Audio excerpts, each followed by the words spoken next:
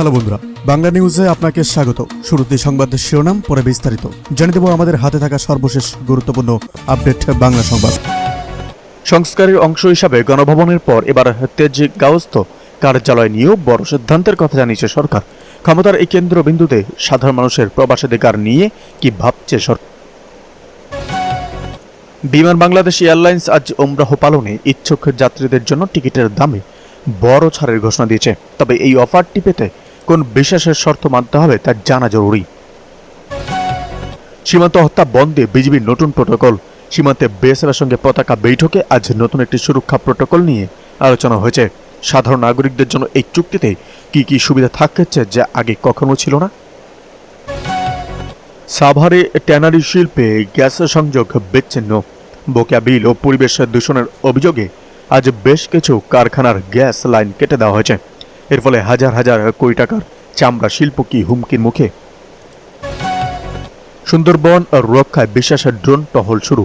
বন দস্যু ও হরিণ শিকারীদের ধরতে আজ থেকে সুন্দরবনের গহীনে অত্যাধুনিক ড্রোন ব্যবহারের নির্দেশ দেওয়া হয়েছে। এই প্রযুক্তি কিভাবে বনের পরিবেশ রক্ষা করবে? বাংলাদেশের বর্তমান বৈদেশিক ঋণের পরিমাণ $78 বিলিয়ন ছাড়িয়েছে বলে আজ জানিয়েছে আমির খসরু মোহাম্মদ চৌধুরী। তবে এই ঋণের কিস্তি পরিশোধে সরকারের হাতে কি ম্যাজিক প্ল্যান আছে তা নিয়ে ধোঁয়াশা কাটেনি। ডক্টর ইউনূসের নতুন বিশ্ব উদ্যোগ ঢাকা কি কেন্দ্রবিন্দু? আজ একটি আন্তর্জাতিক জলবায়ু সম্মেলনে বিশেষ বার্তা পাঠিয়েছেন ডক্টর ইউনূস। তিনি বর্তমানে প্রশাসনের বাইরে বাংলাদেশের তরুণ প্রজন্মের জন্য সেখানে কি বড় সুযোগের ইঙ্গিত রয়েছে তা বিস্তারিত আসছে। এদিকে অন্তর্বর্তী সরকারের সময় মবকে প্রশ্রয় দেওয়া হয়েছে বলেন ডক্টর জাহেদ। অন্তর্বর্তী সরকারের সময় মব বা গণপিটুনি মতো ঘটনাকে প্রশ্রয় দেওয়া হয়েছে বলে মন্তব্য করেছেন প্রধানমন্ত্রী তথ্য ও সম্প্রচার বিষয়ক উপদেষ্টা ডক্টর জাহিদুর রহমান। তিনি বলেন, এর ফলে সমাজে আইন নিজের হাতে তুলে নেওয়ার একটি বিপজ্জনক প্রবণতা তৈরি হয়েছে, যা বর্তমান সরকার কঠোরভাবে দমন করতে চায়। বুধবার বাংলাদেশ সচিবালয়ে তথ্য অধিদপ্তরের সম্মেলন কক্ষে সরকারের বিভিন্ন কার্যক্রমের অগ্রগতি নিয়ে আয়োজিত এক প্রেস ব্রিফিংয়ে তিনি এসব কথা বলেন। ডক্টর জাহিদুর রহমান বলেন, কোনো অবস্থাতেই গণপিটুনি বা মব জাস্টিস মেনে নেওয়া হবে না। অপরাধী যত বড়ই হোক না কেন শাস্তি দেওয়ার এখতিয়ার কেবল রাষ্ট্রের, কোনো ব্যক্তি বা গোষ্ঠীর নয়। আইন নিজের হাতে তুলে নেওয়া সমাজে অরাজকতা সৃষ্টি করে এবং এটি দণ্ডনীয় অপরাধ। তিনি আরও বলেন, অতীতে কিছু সময়ে এসব কর্মকাণ্ডকে প্রশ্রয় দেওয়ার কারণে সমাজে ভুল ধারণা জন্মেছে। অনেকে মনে করছেন ইতিমধ্যে কাউকে শাস্তি দেওয়া যায় বা ইচ্ছে মতো কাউকে শাস্তি দেওয়া যায়। এই প্রবণতা থেকে বেরিয়ে আসার উপর গুরুত্ব আরোপ করেন তিনি। ডক্টর জায়েদ বলেন, কোনো ব্যক্তি গুরুতর অপরাধে অভিযুক্ত হলেও তাকে শারীরিকভাবে আঘাত করা বা পিটিয়ে হত্যা করা কোনোভাবেই আইন। এদিকে এনসিপিতে যোগ দেওয়ার গুঞ্জন একেবারেই গুজব বললেন রুমিন ফারহানা।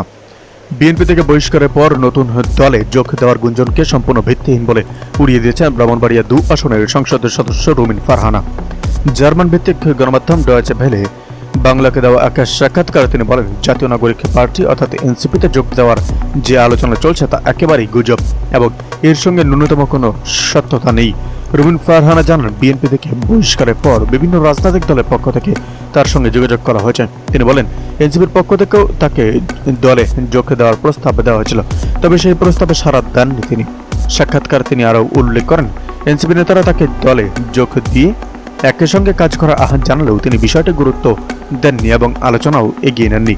বিএনপি থেকে বহিষ্কারের পর তাকে ঘিরে রাজনৈতিক অঙ্গনে নানা জল্পনা তৈরি হলেও এই বক্তব্যের মাধ্যমে সেসব গুঞ্জনের অবসান ঘটানোর চেষ্টা করেছেন তিনি। এদিকে সংরক্ষিত নারী আসনে মনোনয়নপত্র বাছাই শুরু আজ।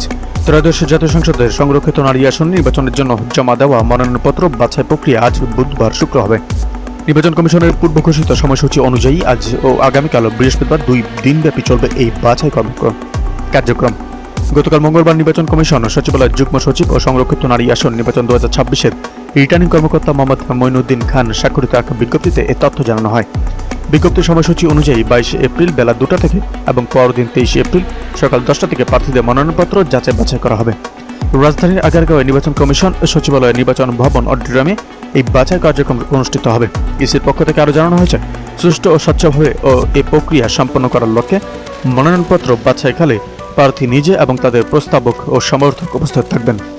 এদিকে অধ্যাদেশ আটকে ব্যাংক ডাকাতদের ফেরানোর চেষ্টা হচ্ছে বললেন জামায়াত আমির।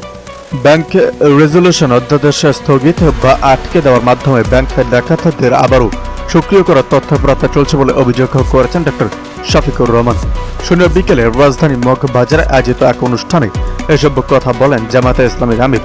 অনুষ্ঠানে আয়োজন করে বাংলাদেশের শ্রমিক কল্যাণ ফেডারেশন। ডক্টর শফিকুর রহমান বলেন, দেশে অর্থ পাচার ও লুটপাটের সংস্কৃতি এখনো বন্ধ হয়নি। অতীতে যেসব কারণে আর্থিক খাতে দুর্নীতি বা অনিয়ম হয়েছে সেগুলো এখনো বিদ্যমান রয়েছে বলে দাবি করেন তিনি।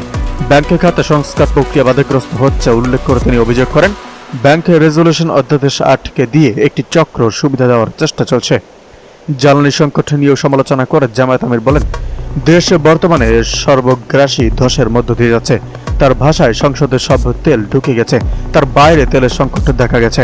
সরকারের প্রতি অভিযোগ তুলে তিনি বলেন, সঠিক তথ্য প্রকাশে সরকার ভয় পাচ্ছে। জনগণের কাছে বাস্তব পরিস্থিতি তুলে ধরার আহ্বান জানান তিনি। এদিকে অগ্রাধিকার ভিত্তিতে জ্বালানি তেল পাবে আইন শৃঙ্খলা বাহিনী। দেশের অভ্যন্তরীণ আইন শৃঙ্খলা রক্ষা, সীমান্ত নিরাপত্তা, জরুরি অগ্নি নির্বাপন এবং কারাবন্দীদের নিরাপদ চলাচল নিশ্চিত করতে অত্যন্ত গুরুত্বপূর্ণ প্রশাসনিক সিদ্ধান্ত নিয়েছে সরকার।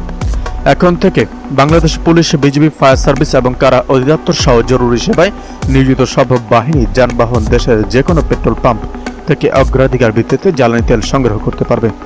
গত 15 এপ্রিল স্বরাষ্ট্র মন্ত্রণালয়ের উপসচিব মোহাম্মদ হাফিজ আল আসাদের স্বাক্ষরে এ নির্দেশনা দেওয়া হয়। নির্দেশনায় বলা হয়েছে, কারাগারে বিভিন্ন জরুরি প্রয়োজনে দিন-রাত যে কোনো সময় বন্দী স্থানান্তর, অসুস্থ বন্দীকে হাসপাতালে পাঠানো ও দাপ্তরিক কাজে যানবাহন ব্যবহার করতে হয়। এদিকে কুলাঙ্গার বলায় বিএনপি কর্মীদের কাছে দুঃখ প্রকাশ রাশেদ প্রধানের। বিএনপি